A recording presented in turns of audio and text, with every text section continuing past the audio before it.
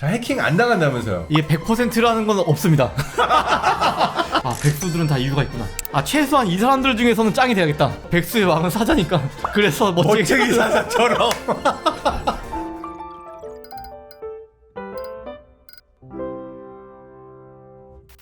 안녕하세요. 오늘 내뇌 저도 발음이 어렵습니다. 5번째 편 시작하도록 하겠습니다. 자, 오늘은 천재 프로그래머 그리고 최근에 NFT 사업에 뛰어드신 이두희 프로그래머님과 함께하고 있습니다. 반갑습니다. 네.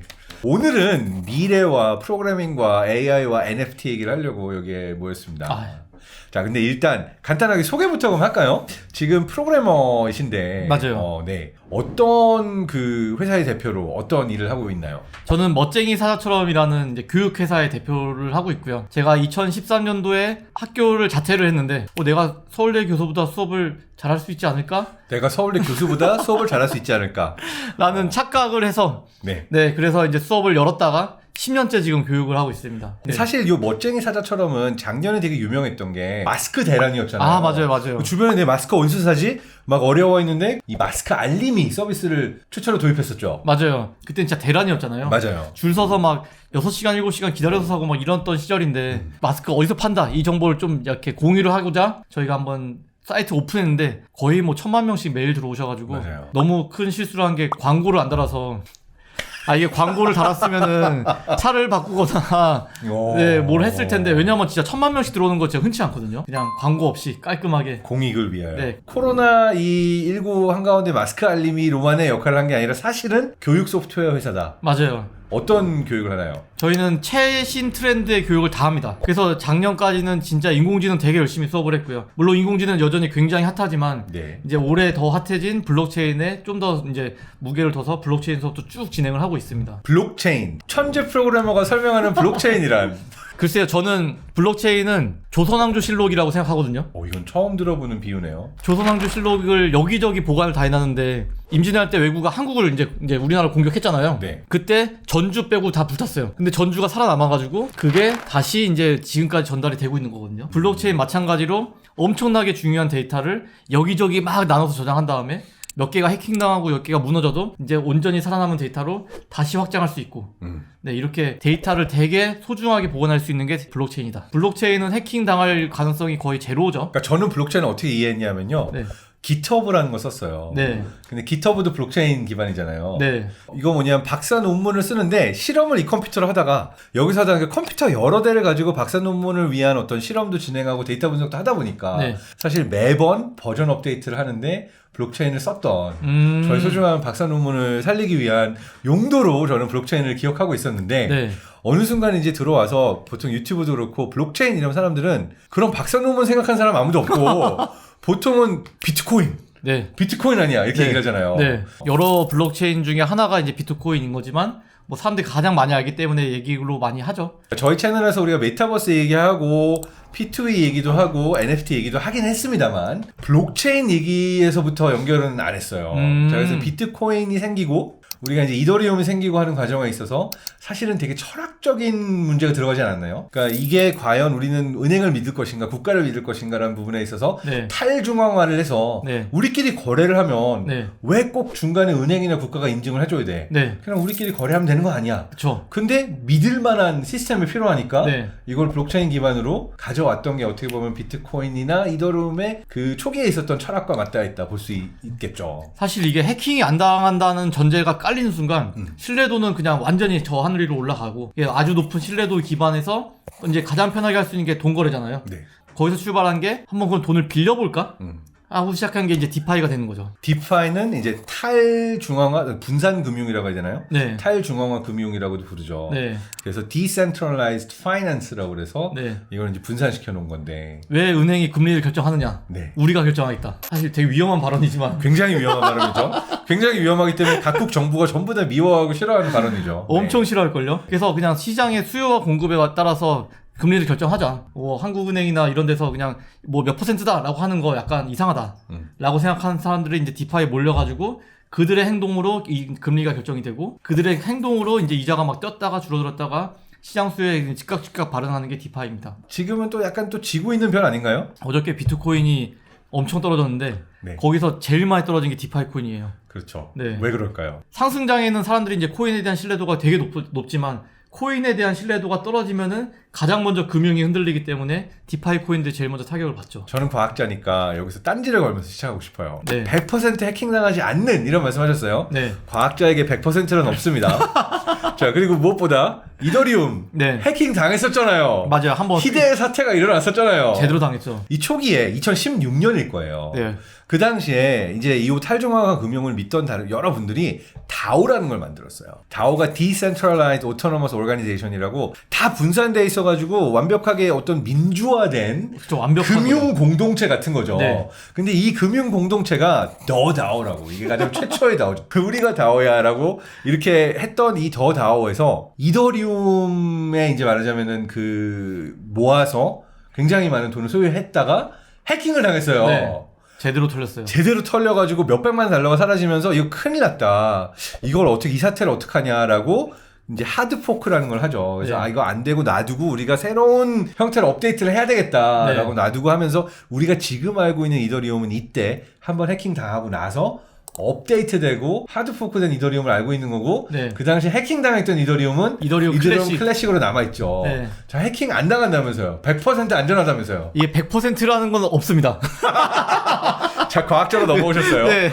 아니, 맞죠. 100%라는 건 당연히 없고, 근데 100%라고 믿을 수 있을 정도의 신뢰는 있다라는 거지. 사실 뭐 따지고 보면 클레이튼도 얼마 전에 다운됐고 30시간 넘게. 그것도 일종의 해킹이라고 볼 수 있죠. 아, 진짜요? 그러니까 해킹을 광범하게 하게 보면은 이제 시스템 다운까지 포함할 수 있기 때문에. 네. 자, 그렇다면 이런 가상화폐 해킹 안 당한다, 네. 안전하다고 했는데 어떻게 믿을 수 있어요? 그래서 발전을 하고 있습니다. 자, 그래도 믿어야 하는 이유는 뭘까요? 지금 나와 있는 시스템 중에서 가장 안전하다라고 할 수 있어요. 농협도 털렸었고, 그리고 거기서 털렸을 때는 진짜 답이 안 나오거든요. 근데 마찬가지로 이제 이쪽 블록체인도 이제 터졌었는데, 뭐 디파이도 터지고, 뭐 아니면 이더리움도 털리고 했었는데, 그 과정에서 계속 진화하는 게 이제 기술적으로 진화하는 게 블록체인이고, 거긴 시스테믹하게 이제 뭐 책임자를 바꾼다거나 이런 식으로 바꾸지만 여기는 기술적으로 계속 진보하고 있다. 저는 그렇게 생각하고 있습니다. 자, 여기 어느 정도 동의를 하긴 하는 게, 은행에서는 계좌에 넣으면 숫자가 딱 찍히잖아요. 업데이트가 되잖아요. 근데 그게 실제로 계좌에서 바로바로 업데이트가 되는 건 아니에요. 그래가지고 우리가 아마 밤 11시 반과 새벽 1시 사이에 뭔가 잠깐 거래할 수 없는 시간에 사실은 온라인상의 디지털의 모든 장부가 서로 맞춰지고 있는 거죠. 맞아요. 이만큼이 나갔고 이만큼이 들어왔고 우리가 넘버를 이 숫자들을 다 맞추자라고 해서 사실 우리가 생각하는 디지털상의 금융 시스템도 생각보다 완벽하지 않고 네. 계속해서 서로가 서로의 장부도 맞춰야 되고 네. 이러한 것들이 필요한데 네. 이 모든 시스템이 블록체인으로 된다면 네. 그럴 필요가 없이 사실 훨씬 효율적이고 훨씬 안전한 시스템이 된다. 맞아요. 이렇게 볼 수는 있는 거죠. 그렇죠. 핀테크가 엄청나게 발전을 해야 되고 안전성으로는 아마 블록체인이 크게 담당하지 않을까? 라고 생각해요. 그래서 가상화폐가 어떻게 보면 우리가 이제 비트코인이나 이더리움이 투기처럼 가기도 하고 네. 사람들이 한탕 잡기 위해서 하기 때문에 약간 이게 좀 욕을 먹기도 하고 네. 우려도 있긴 합니다만 그 안에 있는 기술 자체는 이 돈을 그리고 거래를 조금 더 안전하게 하기 위한 철학이 근본이 되는 거죠. 그렇죠. 저 어릴 때 초등학교 때 학교 숙제로 이제 은행에 입금해보기 이런 숙제가 있었는데 제 기억에 입금을 하면은 은행 그 직원분이 사인을 해줬어요. 입금했다. 이게 불과 이게 태어난 이후에 일어난 일이거든요. 근데 그게 핀테크가 엄청나게 빨리 발전을 했고 근데 그럼에도 불구하고 이제 해킹이나 이런 보안에 대해서는 여전히 물음표가 되게 많이 있거든요. 근데 그것을 블록체인이 이제 풀어줄 수 있겠다라고 이제 저는 생각하고 있고 많은 사람들이 그렇게 생각하고 있습니다. 자, 그래서 NFT에 뛰어든 이유는 뭔가요? NFT는 또 이제 블록체인의 다음 버전이 아닐까, 넥스트 블록체인이 아닐까라고 생각을 하고 있어요. 네. 왜냐하면은 우리가 이제 즐거움을 느꼈던 수많은 것들이 블록체인 위로 올라가기 시작했는데 그 중에 하나가 수집 욕구거든요. 수집 욕구. 네, 수집 욕구는 저 어릴 때 동전 모으기나 아니면 취미생활로 뭐 모으기 이런 것들을 엄청나게 했었잖아요. 그리고 막 포켓몬 카드 모으기 맞아요. 이랬던 거는 되게 어릴 때부터 느꼈던 수집 욕구의 기본인데 네. 이것이 블록체인 위로 올라가서 내가 모았던 것이 안 잃어버린다. 이러면은 블록체인이 또 다시 한번 진보할 수 있는 기회가 아닐까? 라고 생각을 하고 있고요. 그렇기 때문에 저는 그 수집 욕구를 자극하는 되게 좋은 채널이 블록체인이고 그게 NFT다라고 생각합니다. 저는 그걸 한 단계 넘어서서 NFT를 듣는 순간 NFT가 미래 가치를 가질 거다라고 한 포인트였어요. 내가 수집해놓고 네. 게임 서버가 날아가면 수집했던 게 다 사라지는 거잖아요. 그렇죠. 근데 NFT상으로 수집을 하면 어쨌든 다시 살릴 수가 있다. 네.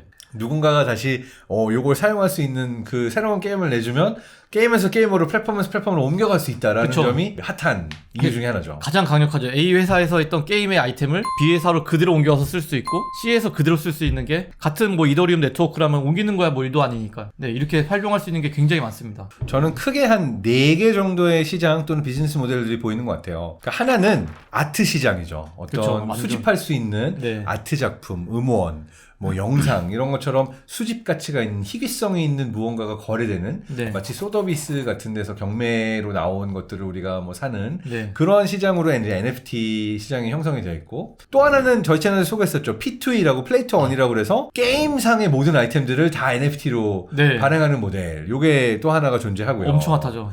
그리고 그걸 넘어서서 내가 이제 간직하고 싶은 모든 순간들을 뭐 첫 번째 월드와이드 웹이 나오던 순간 뭐 이세돌 구단과 뭐 맞아요. 알파고가 그 대국하던 그 순간 이 모든 것들 에브리띵을 일종의 마켓플레이스로 NFT로 발행하고 누군가가 이제 이건 내가 가져가겠어 하는 이런 또 시장이 형성이 됐고 그 다음에 또 흥미로운 게 사실 일종의 회원권 모델처럼 사용이 되죠. 그러니까 막 특정 카드를 사야 내가 어느 커뮤니티의 회원이 되는 네. 그런 모델로도 또 이제 일종의 멤버십처럼 네. NFT가 진화를 했더라고요. 네. 사람들이 가지기 어려운 가치가 올라가 버리는 일종의 레어 카드 같은 걸 수집하는 형태로 맞아요. 간 그런 프로젝트들이 몇 개가 있죠. 네, BAYC 같은 거. Bored Ape Yacht Club이라고 예. 해가지고 네 그렇죠. 되게 따분해 이런 표정을 짓고 있는 네. 원숭이들의 얼굴의 여러 종류들. 네. 그렇죠. 그게 그 사진만 보면, 그러니까 그 그림만 보면은 이게 왜? 라는 생각이 들 수밖에 없거든요. 네. 근데 그 이면에 깔린 거나 뒤에 커뮤니티를 보면은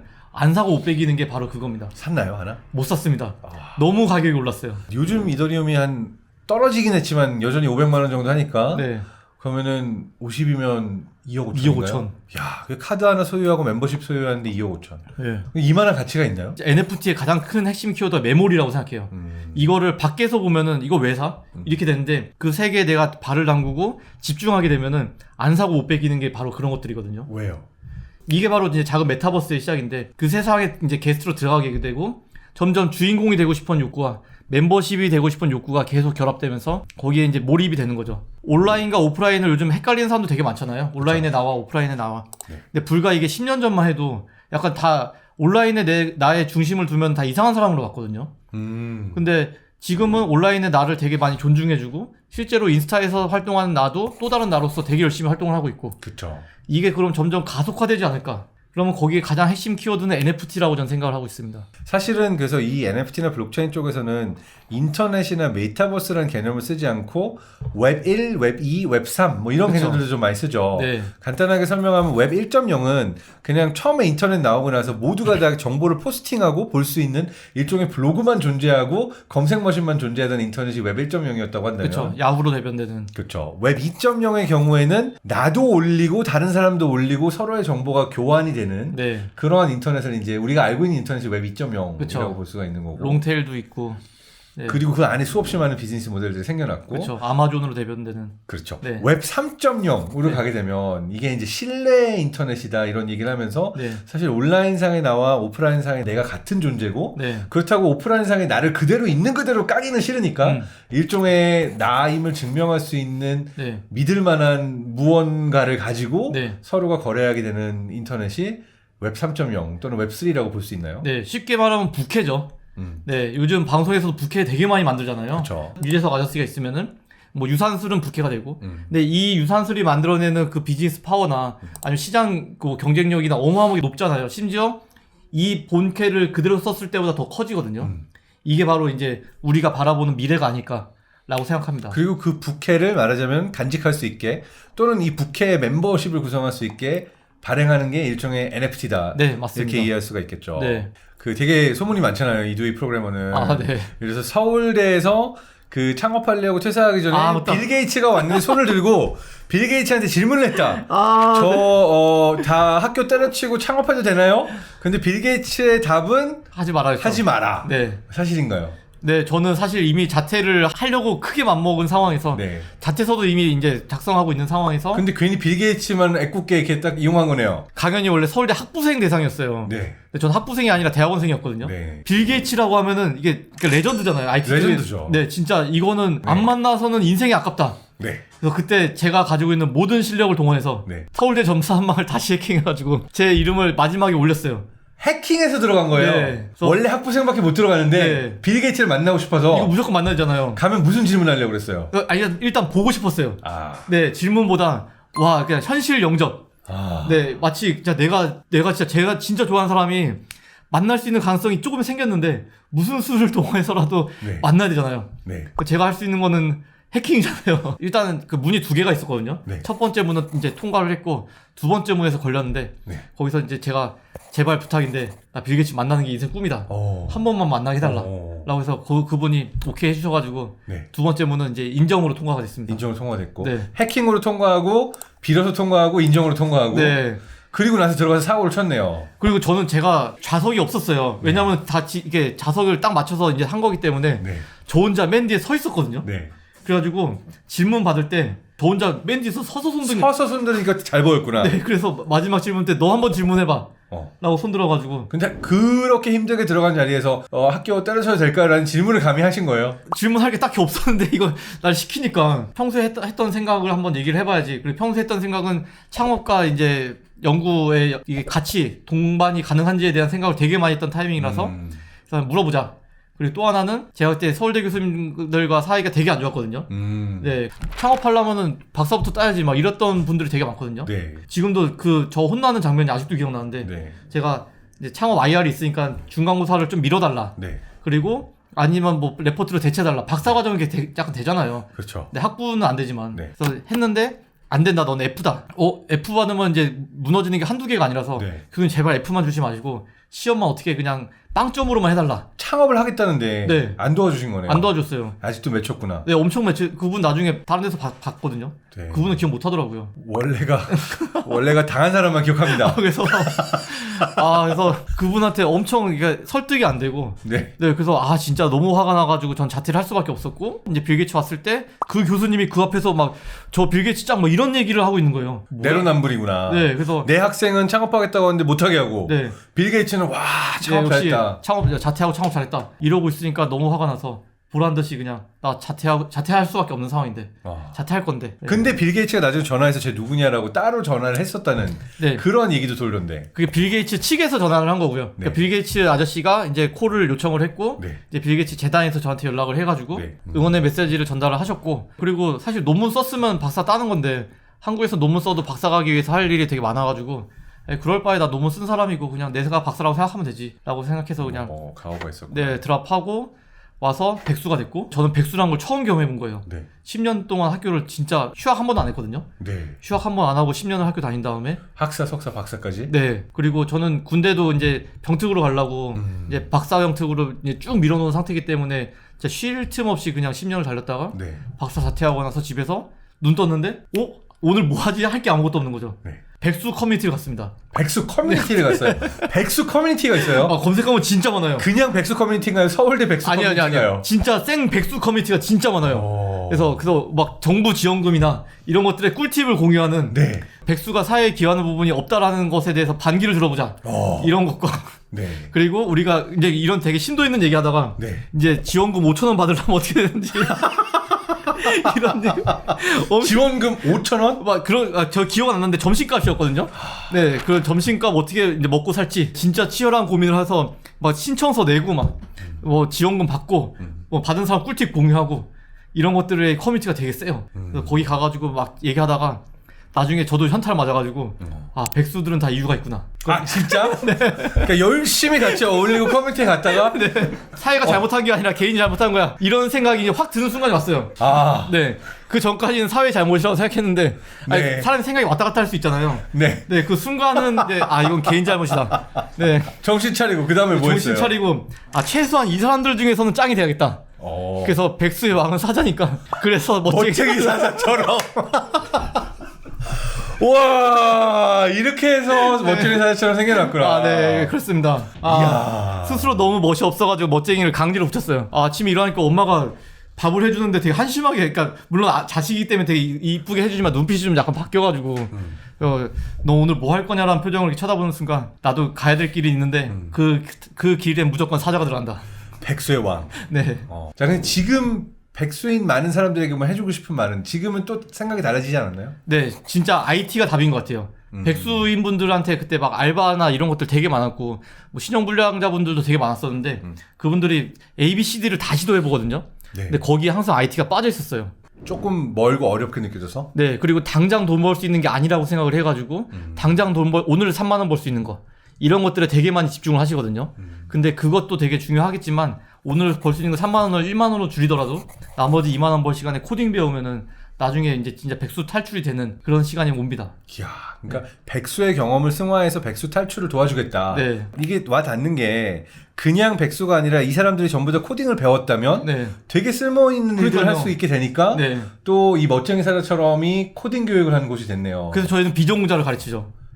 애초에 컴퓨터랑 관계없는 사람을 컴퓨터 가이로 바꿔주겠다. 그리고 나서 이제 계속 진화를 해서 단순히 코딩 교육이 아니라 블록체인 교육까지 오게 되고 교육을 넘어서서 실제로 블록체인을 활용한 NFT를 활용한 맞아요. 그런 모델들도 지금 시도를 하고 있는 거죠. 네. 이게 어떤 변화가 왔나요? 지금이 정말 이 판이 바뀌고 있는 시기가 맞나요? 저희가 이제 학생들을 모집하잖아요. 네. 인공지능 수업 열고 뭐 파이썬 기초 열고 뭐 열고 데이터 분석 열고 이러면은 모객하는 그 파워가 저희가 딱 느껴지거든요. 그래서 2년 전에는 데이터 가이에 대한 모객 파워가 엄청났어요. 데이터 뭐 한다 그러면은 그냥 무조건 마감이에요. 네. 근데 지금은 블록체인 뭐 한다 그러면은 진짜 1초 컷입니다. 블록체인 수업 열잖아요. 네. 일단 대기자들도 엄청나고 그리고 이제 오픈 결제하는 순간 그냥 다 결제. 그래서 시장이 바라보는 게 블록체인이구나라는 것을 저희는 모객에서 이제 느껴지고 그러면 저는 이제 그걸 좀 더 깊게 파보거든요. 파보니까 NFT 너무 재밌는 거예요. NFT가 네. 대체불가 토큰. 네, 대체불가 토큰이 이거는 우리가 오프라인에 했던 진짜 많은 것들이 온라인으로 넘어가서는 브릿지가 될 수 있다.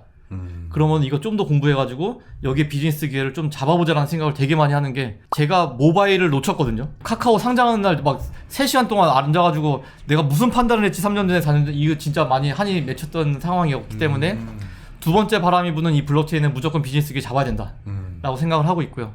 그래서 지금 교육을 포함한 비즈니스 기회를 넓히고 있습니다.